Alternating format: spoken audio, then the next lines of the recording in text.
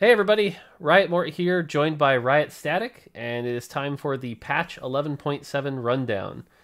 I think as far as patches go, this is probably going to be one of the weirder ones, right? Like, I don't think we really did a lot. Why don't you talk about this one? Yeah, this was a tricky spot for us because we're kind of in a lot of places at the same time. One, the game balancing is it's relatively good, and we're seeing a lot of diversity in the meta, and we're seeing the right types of power in the different bands of the champions. But we're also in a place where a lot of competitive events are happening, like the Worlds events, the qualifiers have been happening, and we don't really want to change too much right as players are playing and make the game suddenly a new one to relearn. So we're kind of treading lightly as we have been pretty lately. And at the same time, I wanted to add a little bit of spice just so that there's something to look forward to. Makes sense, makes sense. Yeah, I think the harder thing here too is like, Worlds is on April 7th, but it'll be played on 11/6. But this patch comes out, I think it's the 31st, so there'll be a week where our Worlds competitors will be playing on 11/7, but have to practice for 11/6, which is an interesting position that we haven't been in. But I think these changes are light enough that it won't change much, so that their practice should still be pretty valid. So, Yeah, that's the hope at least. yeah. All right, well let's jump into those changes so we can talk about what they are. There aren't a ton of them. Let's see. On the trait side, 8 Vanguard goes back to 1,000 armor. I think this is more of an undo in a sense that when Kent nerfed 8 Vanguard, us as a team, but when Kent was the one who put it in, we nerfed the armor and the MR on the thing, and it ended up pulling 8 Vanguard down to a level we weren't really comfortable with. We wanted it to still be pretty good. So we're undoing the armor part of it. It'll still be weaker than it was last time because the MR isn't returned. But kind of a redo there. So Yeah, it was a little bit of a tricky time. Last Whisper had just when we did this initial Vanguard nerf, like Last Whisper had just come out of the woodwork and been like, "Hey, I've built it on every physical carry in the world at any time, no matter what's happening," which it kind of still is a little bit even after our last nerf to 70% armor penetration. yep. But yeah, we were just a little confused. Like, hey, why is Vanguard too strong? Is that why Last Whisper has become so popular? And I think there's a lot of reasons why Last Whisper became so popular. But yeah, now I think the good change we did make was to make Vanguards a little bit more susceptible to magic damage by lowering the magic resist, and kind of just unnecessary to nerf this, and especially because this is such a reach trait. Like, when you're going to run 8 Vanguards realistically, I mean, it could be for fun, and maybe there's a 0.001 chance that somebody runs it at Worlds. Yep. Well, Yep. Cool. All right, on the one cost side, 3-star Nidalee.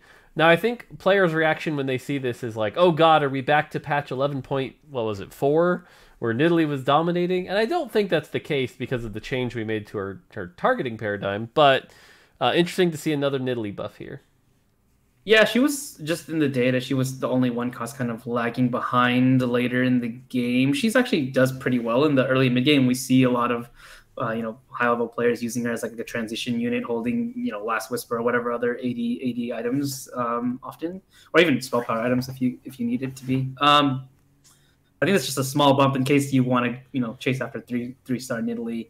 She actually pays off. I suspect it won't do much, but hey, maybe there's a little bit of a resurgence. Maybe. Nice. All right, Vladimir gets a 3-star buff. Now I personally love this one. Siphoner is one of my favorite builds. Vlad's fun to play. We've also seen some reroll cultists and 9 cultists start to take off again. So this should be pretty interesting. But any thoughts here?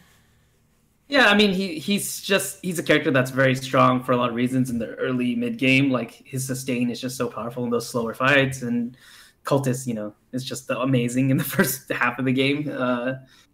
And it just falls off a little bit more than we wanted to. So trying to see if we can get a little spice in there by making him a legit maybe carry option if you able to 3-star him. I think I was watching a game in like the Chinese qualifiers where someone had like 5 Vlads, and I was like, please re-roll him to 3-star, but they didn't. So, but it was nice. Maybe this helps in 11.7. Obviously, they won't be playing on that patch. Just have people try this out.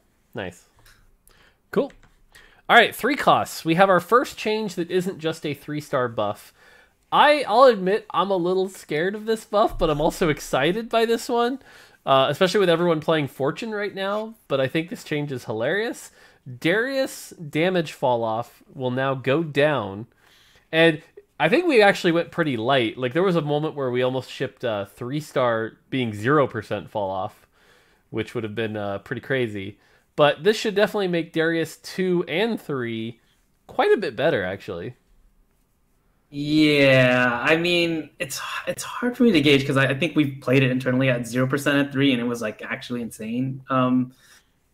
But then again, I don't know if it reflects the realistic outcome if we had pushed that change to live. So I'm kind of on the fence here on whether it's super impactful or just like, hey, it might make it all right. Yep. So maybe, I don't know. I think it's probably the spiciest change in this entire patch for sure. Yep. I mean, like I said, the Fortune players and the Darius players are going to have some fun, so we'll see.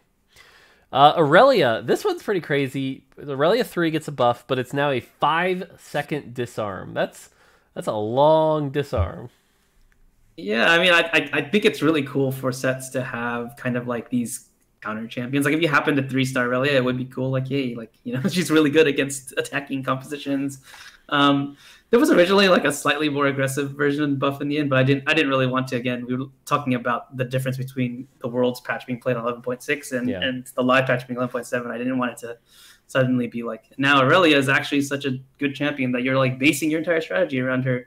So this is kind of like a kind of cool, but I doubt it will change people's perception on whether they should like roll for 3-star Aurelia in most cases. But makes sense.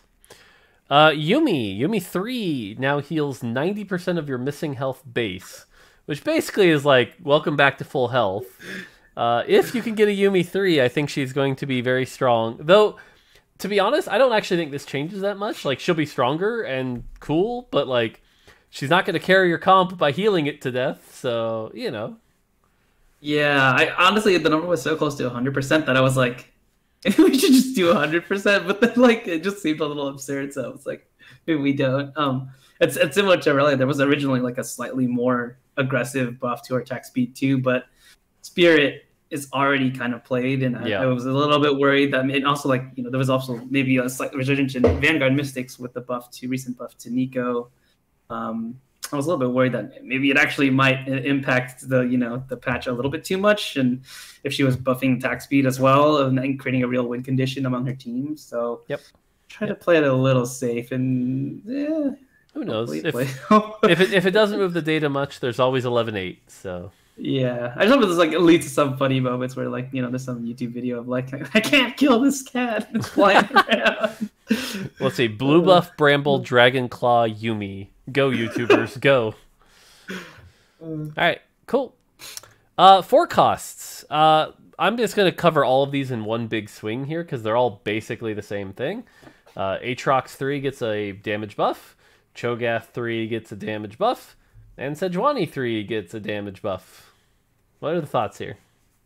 Yeah, I mean, this is just to open up some fun, like, 3-star options. I know, like, Aatrox in particular has already kind of got a little bit of popularity in going to 3-star as a wheel win condition.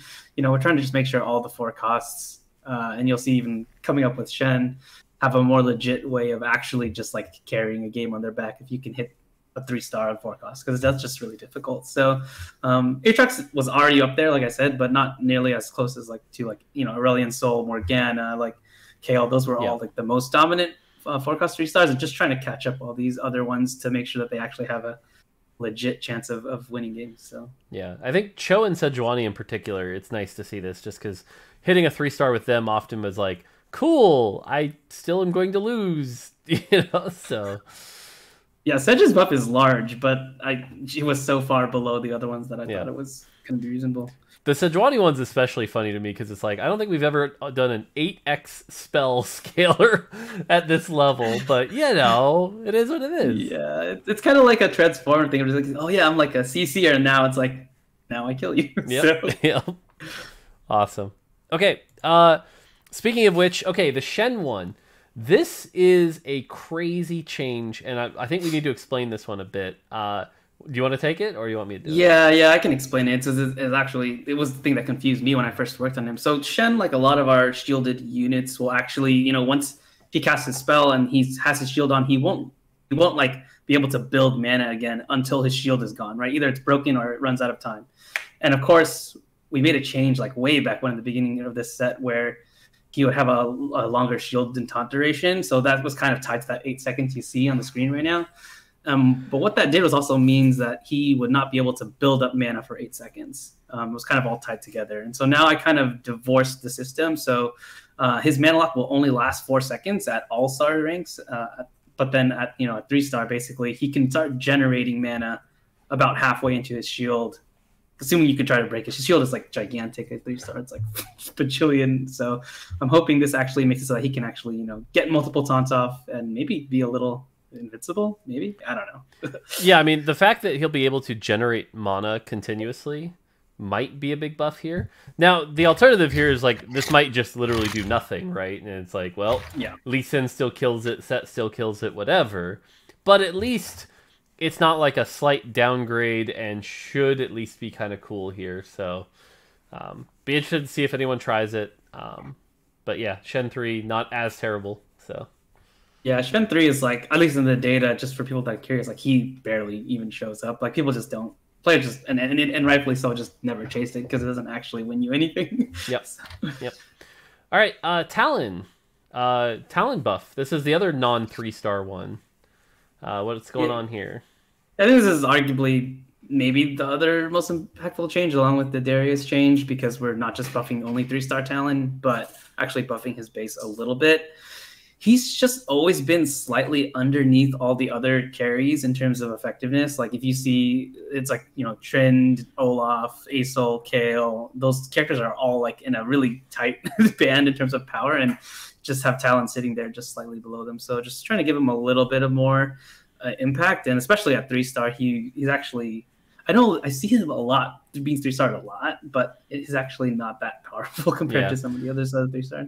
There was a game in the China qualifiers where a player got 3-star Talon and 3-star Morgana, but it was more the Morgana kind of doing the work. So, yeah, I think I actually watched one last night where they had 3-star Talon but not 3-star Morgana, and they ended up losing to like Aesol or something, 7-mage Aesol or something. And then Xayah, the other 3-star one, just gets some extra damage on her Feather Return. I'm guessing this is simply because Xayah was just underperforming compared to some of the other 3-star 4 costs, so some extra damage. Yeah, it's surprising because I know like she's such a solid unit, at 2-star and in the keeper comp and all those things, but she's actually not that good of a 3-star. And I think people who do chase her 3-stars almost just because like she's such a good unit that I might as well if I have the opportunity. But this is just making it a little bit more threatening when you do. So yep, cool, and that's it. That's patch 11.7. It's a pretty small patch, kind of on purpose. And, like I said, the meta's in a good state, despite what you may hear. So things are in a good spot. Trying to make sure we don't really screw up worlds. So just as a quick preview, though, that basically means there's only one more patch after this for Fates, and then we're done with Fates. That patch will probably be a little larger, but also a little sillier. There might be some silly things in there. But don't get your expectations too high. Like I saw someone being like, "Oh, that means they're going to add Brawler spat," and I'm like, "No, look for some small minor things." So, any thoughts on that? I mean, I think now that we once we get cleared from kind of like the competitive, little time here that we really need to be sensitive to the competitive scene. Definitely 11.8 will be a little bit more wacky. So if you're somebody who's looking forward to like a Big Bang type of ending, we definitely want to try to create some fun for this patch. So. Yeah, and that being said, that doesn't mean we're going to like completely invalidate the ranked experience by having like every champion have the fortune tag. Wow, it's wacky. Like no. It'll still be a competitive grind. We're just looking for something to just a little bit of salt and pepper to spice up that final patch. So cool. All right, well that's it. That's 11.7. Like I said, nothing too crazy. Hope it should be fun. Until next time, I think this basically puts us about 2 to 3 weeks from crazy reckoning info, so it should be fun. All right. Ooh. Yeah. All right. Until next time, take it easy.